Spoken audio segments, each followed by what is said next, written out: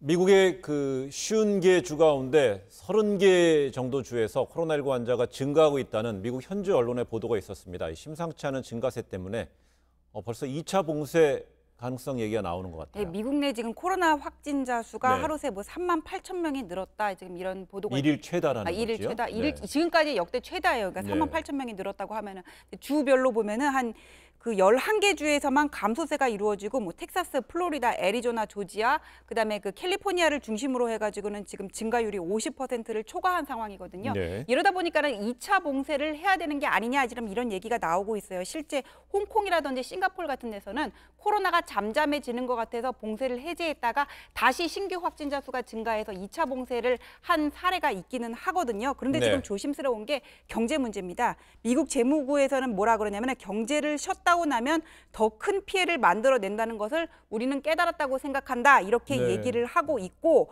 워싱턴 의과대학 소장까지 또 한 차례의 봉쇄 조치는 파산 직전에 내몰린 네. 중소사업장에게 더 큰 타격을 줄 수 있다. 이렇게 얘기를 하고 있습니다. 그래서 식품의약품 국장까지 뭐 관리들이 술집처럼 다시 모이는 곳은 문을 닫고 병상 확보를 위해 필수적이지 않은 수술은 미뤄라 이렇게 얘기를 하면서도 2차 봉쇄는 없을 것이다. 지금 이 네. 말을 덧붙이고 있어서 아무래도 이 경제 문제 때문에 미국 당국에서도 조심스러운 부분은 있는 것 같습니다.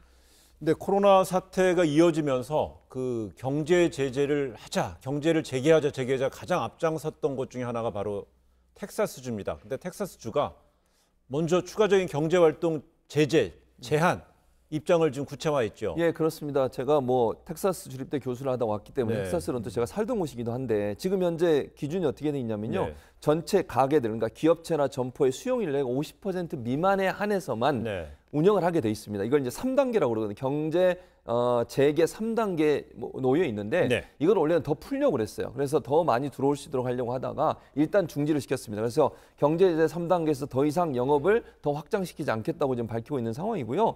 텍사스에 4개의 큰 도시가 있습니다. 네. 휴스턴, 달라스, 그리고 오스틴은 주도고요. 그리고 샌안토니오. 이 4개 도시의 병원들 같은 경우에 병원들의 비필수적 수술을 중단시켰어요. 예.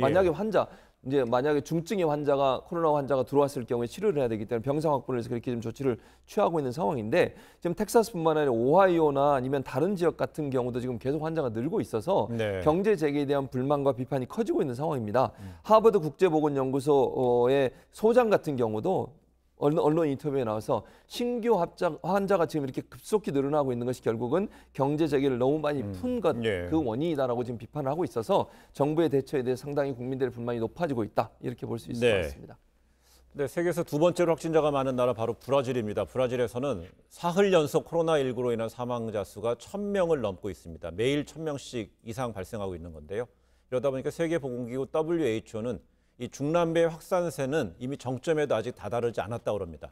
그러다 보니까 다음 주쯤 되면 전 세계적으로 확진자 수가 1,000만 명을 이제 넘어설 것이라는 분석을 내놨습니다. 브라질 같은 경우는 하루에 사망하는 사람이 1,000명이고요. 그다음에 네. 확진자 수는 3, 4만 명 되고 지금까지 누적 확진자 수는 120만 명 넘고 있어요. 그런데 지금 말씀하신 것처럼 아직까지 정점을 찍지 않았다 이런 얘기들이 나오고 있거든요.